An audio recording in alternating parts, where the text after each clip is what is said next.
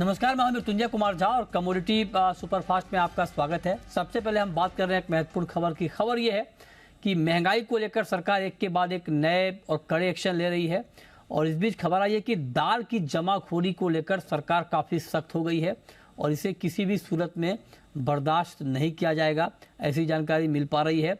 और इस पर पूरी जानकारी के साथ, डिटेल जानकारी के साथ इस वक्त हमारे साथ हमारे संवाददाता अमरीश पांडे जुड़ रहे हैं। अमरीश, बताइए क्या खबर है। अमृतसर जी, देखिए, दाल की कीमतों पर लगातार सरकार ने अलग अलग स्तर पे इंटरवेंशन किया था, लेकिन कहीं भी कीमतें रिटेल मार्केट में कम होती नहीं दिख रही हैं। लिहाजा सरकार ने इसके लिए एक बड़ा प्लान किया है। आज ही सरकार ने, यानी कि उपभोक्ता मामले मंत्रालय ने राज्यों को चिट्ठी लिखी है। इसके अलावा जो मसूर के इम्पोर्टर्स है उनको लिखी है चिट्ठी और उनसे कहा है कि स्टॉक का डिस्क्लोजर आज ही करें और मैक्सिमम शुक्रवार तक का उनके लिए टाइम होगा। शुक्रवार तक उनको डिस्क्लोजर देना होगा और राज्यों से चिट्ठी लेकर ये कहा है कि इनका जो डिस्क्लोजर है उसकी सघनता से जांच की जाए। इसके पीछे वजह ये कि सरकार के पास ये इनपुट है कि इम्पोर्टर्स ने इम्पोर्ट तो किया है मसूर, लेकिन बाजार में कमी जानबूझ के क्राइसिस बनाई जा रही है ताकि उसके दाम बढ़ाकर उसको बाद में निकाला जा सके और सरकार इसी प्रयास को रोकना चाहती है। इसके अलावा दाल की जो अन्य किस्में हैं उनके लिए भी होर्डिंग की जानकारी सरकार के पास आ रही है और संभव है कि आगे आने वाले दिनों में होर्डिंग को लेकर एक बड़ा प्लान राज्यों के साथ सरकार डिस्कस करे। तो कुल मिलाकर ये दो बड़ी खबरें हैं जो कि आज उपभोक्ता मामले मंत्रालय से निकल कर आ रही है, जहाँ पे दाल की कीमतों को नियंत्रित करने के लिए सरकार लगातार प्रयास करती दिख रही है। इसके साथ साथ मसूर को लेकर स्टॉक डिस्क्लोजर का ऑर्डर जारी हो चुका है और आने वाले दिनों में दाल की कीमतों को नियंत्रित करने के लिए, जिस तरह से आज चना दाल सरकार नेफेड और एनसीसीएफ के जरिए बेच रही है, संभव है कि अगर कीमतें कम नहीं हुई बाजार में तो बाकी जो दालें, यानी कि तूर तक की जो दाल, तूर, मसूर और मूंग जैसी जो दालें हैं, उनको भी सरकार एनसीसीएफ नेफेड के जरिए या फिर खुद रिटेल मार्केट में जारी कर सकती है, बेच सकती है। तो ये जो आप बता रहे हैं अमरीश की सरकार दालों की जमाखोरी को लेकर बहुत सख्त है, तो किस तरह की सख्ती दिखाई जाएगी आगे? अगर मसूर का जैसे आपने बता दिया कि स्टॉक डिस्क्लोजर, बाकी दालों को लेकर किस तरह की सख्ती होगी और जमाखोरी को लेकर? देखिए मृत्युंजय, 2 बार से जो लगातार सचिवों की बैठक हो रही थी उसमें यही इश्यू था कि भाई सभी इंटरवेंशन के बाद कीमतों में कमी नहीं आ रही है। इसके पीछे, और चूंकि इंपोर्ट लगातार हो रहा है, बफर मार्केट से बफर से जो स्टॉक रिलीज किया गया था वो भी लगातार मार्केट में जा रहा है, लेकिन कीमतें कम नहीं हो रही है। तो जमाखोरी को लेकर 2 बार स्टेट्स के साथ एक चर्चा हुई है और एक अंतिम चर्चा के बाद इसका एक पूरा प्लान तैयार किया जाएगा। जिस तरह आपको याद होगा, पिछले साल में सरकार ने होल्डर्स के लिए एक लिमिट लगाने के बाद आगे की कार्रवाई शुरू की थी। इस बार भी अगर कीमतें कम नहीं होती हैं इंटरवेंशन से तो सरकार एक स्टॉक लिमिट के साथ आगे बढ़ेगी और होल्डर्स को कहेगी कि जितना आपने डिस्क्लोजर दिया है वो उतना आपने मार्केट में जारी नहीं किया है, उसको सफाई दीजिए। अगर उससे संतुष्ट नहीं है तो सरकार जो इसेंशियल कमोडिटीज एक्ट के तहत जो तमाम प्रावधान है उनके जरिए उन पर कार्रवाई करने को कहेगी और ये पूरा जिम्मा स्टेट का होगा, क्योंकि जितने भी होर्डिंग है और जितने भी इस तरह की चीजें होती है वो कहीं ना कहीं स्टेट की लिमिट के अंदर होती है। तो सरकार, और विशेष तौर पे ये जो होर्डिंग की वजह होती है वो उन राज्यों में ज्यादा होती है जो कि अन्य राज्यों के साथ अपनी सीमा शेयर कर रहे होते हैं, उन जगहों पे ज्यादा होती है। तो सरकार का ध्यान विशेष तौर पर उन्हीं जगहों पे है जहां से कि ये स्टॉक रिलीज किया जा रहा है या फिर होल्ड किया जा रहा है। ओके, चलिए, बहुत शुक्रिया आप अमरीश आपका इस पूरी खबर के लिए। तो महंगाई को लेकर लगातार एक के बाद एक नई खबर आ रही है और अब दालों के ऊपर सरकार की पूरी नज़र है। देखते हैं आगे क्या कुछ कदम यहाँ पर और उठाए जाते हैं।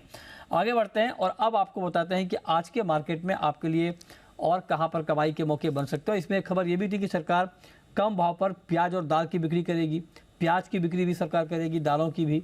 तो लगातार इसको लेकर एक्शन लिए जा रहे हैं। लेकिन अब आपको आज के मार्केट में करना क्या है ये बताने के लिए हमारे साथ अमित सजेजा हैं मोतीलाल ओसवाल के। अमित जी, बहुत स्वागत है आपका। गोल्ड पर मैं पहला सवाल आपसे पूछना चाहूँगा। गोल्ड का मार्केट बहुत ही रेंज में है, छोटे दायरे में ट्रेड कर रहा है। डॉलर स्ट्रांग हुआ, बॉन्ड यील्ड में बढ़ोतरी देखी हमने, उससे गोल्ड का मार्केट 1 वीक के लो पर पहुंचा ग्लोबल मार्केट में। क्या लगता है आपको, क्या करना चाहिए गोल्ड में? जी नमस्कार मृत्युंजय जी।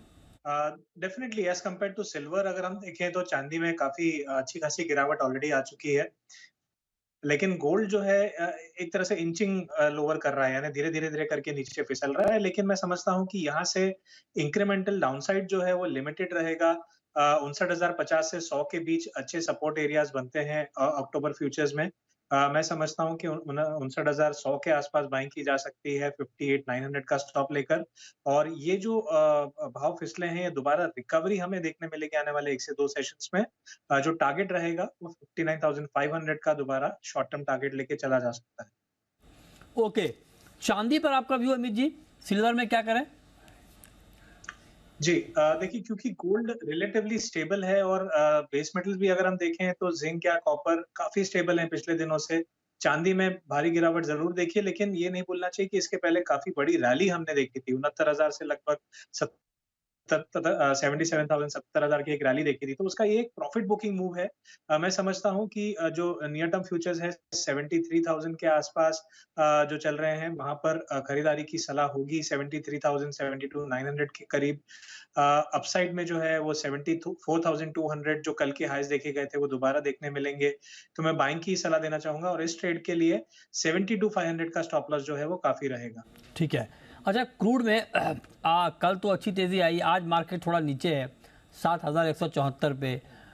सऊदी अरब ने जो उत्पादन घटाने का दिसंबर तक के लिए ऐलान किया है, रूस ने भी किया है, क्या आपको लगता है कि इसका इम्पैक्ट जितना आना था आ गया है या कुछ और तेज़ी हम देख पाएंगे?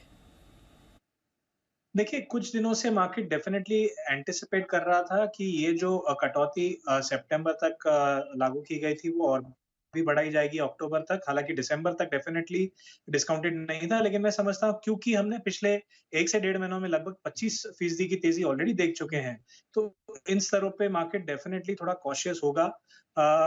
यहाँ से मैं समझता हूँ कि प्रॉफिट बुकिंग की संभावना हो सकती है। लेकिन मैं उस डिप पे बाइंग की सलाह देना चाहूँगा जो करीबन 1% यहाँ से नीचे हो। थोड़ा डीप कट्स पे यानी 7,100 के करीब मैं बाइंग की सलाह देना चाहूँगा। 7,000 के आसपास के स्टॉप होंगे और टारगेट भी कल के जो हाईज़ हमने देखे थे 7,300 के, वो लेके चला जा सकता है। ठीक है, तो ये राय आपकी हो गई कच्चे तेल के ऊपर।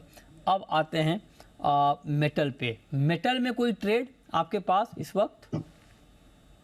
देखिए, aluminium as compared to zinc और कॉपर थोड़ा डिस्काउंटेड लग रहा है। काफ़ी प्राइसेज़ जो हैं बढ़ नहीं पाई हैं पिछले दिनों में। मुझे लगता है कि अब इसमें यहाँ से एक उछाल आने की संभावना बन रही है। 202 के करीब मैं एमसेक्स एल्यूमीनियम में बाइंग की सलाह देना चाहूँगा, 200 के स्टॉप के साथ। अपसाइड में मेरा मानना है कि 205 तक के short to medium term target यानी 2 से 3 दिन के लिहाज से 205 के लक्ष्य लिए जा सकते हैं। ठीक है। अब आते हैं एग्री मार्केट में। एग्री मार्केट में ग्वार में कल ठीक ठाक तेजी आई थी, आज मार्केट थोड़ा सा एक रेंज में घूमता हुआ दिख रहा है। क्या किया जाए ग्वार सीड में और ग्वार गम में अमित जी? जी, मेरा मानना है कि जब तक ग्वार सीड लार्जली 6,150 से 200 के ऊपर है, तब तक बाय ऑन डिप की रणनीति यहाँ पर अपनानी चाहिए। हालाँकि अपसाइड भी जो होगा वो थोड़ा लिमिटेड रह सकता है 6,450, लेकिन मैं 6,300 के करीब बाइंग की सलाह देना चाहूँगा 6,200 के आसपास के स्टॉप के साथ और 6,450 का लक्ष्य होगा। ओके, ठीक है, तो ये राय आपकी हो गई। ये कौन सा कॉन्ट्रैक्ट? सितंबर वायदा में ले सकते हैं। अगर अक्टूबर फ्यूचर्स में लेना है तो सिमिलरली हम 6,550 का भी लेके चल सकते हैं। ओके, 6550 आपको आप करें कि अक्टूबर का वायदा दिख जाएगा, जो अभी 6480 के आसपास है। ठीक है। अच्छा, जीरा भी काफ़ी ऊपर नीचे हो रहा है, तेज़ी फिर गिरावट। आज भी मार्केट का नीचे था, वहाँ से कुछ रिकवरी आई है। क्या करना चाहिए जीरे में? जी, मैं जीरा अक्टूबर फ्यूचर्स में बाइंग की सलाह देना चाहूँगा। मुझे लगता है कि न्यू रीसेंट हाईज़ देखने मिलेंगे। काफ़ी शानदार रिकवरी हमने पिछले समय से देखी है। 53 से 54,000 के करीब प्राइसेस फिसल गई थी और आज हम 61,000 के ऊपर हैं। मेरा मानना है कि जब तक 59,000 के ऊपर प्राइसेस स्टेबल हैं, तब तक बाय ऑन डिप कीजिए। एंट्री लेवल 61,000 से 850 के होंगे। अपसाइड में मेरा मानना है 64,000 तक के लेवल हमें 1 हफ्ते भर में देखने मिल सकते हैं। ओके, ठीक है, तो ये राय आपकी हो गई जीरे के ऊपर कि यहाँ पर आपको क्या करना है। एक सवाल मेरा आपसे टर्मरिक पर होगा, टर्मरिक में क्या किया जाए? देखिए, टर्मरिक में कुछ समय तक मैं समझता हूँ एक दायरे का कारोबार होगा। उस दायरे के पिछले हफ्ते टेस्ट किया था 14,000 के करीब, वहाँ से बढ़िया रिकवरी देखने मिली है। मुझे लगता है कि इमीडिएट तौर पर 16,000 से 16,300 तक के लक्ष्य हमें देखने मिलेंगे। हालाँकि कुछ समय और यानी लगभग 2 से 3 हफ्ते और हम ब्रॉडर जो एक है दायरे का कारोबार देखेंगे 16,500 से 14,500 का। लेकिन वेरी शॉर्ट टर्म बेसिस यहाँ से तेज़ी की संभावना बनेगी।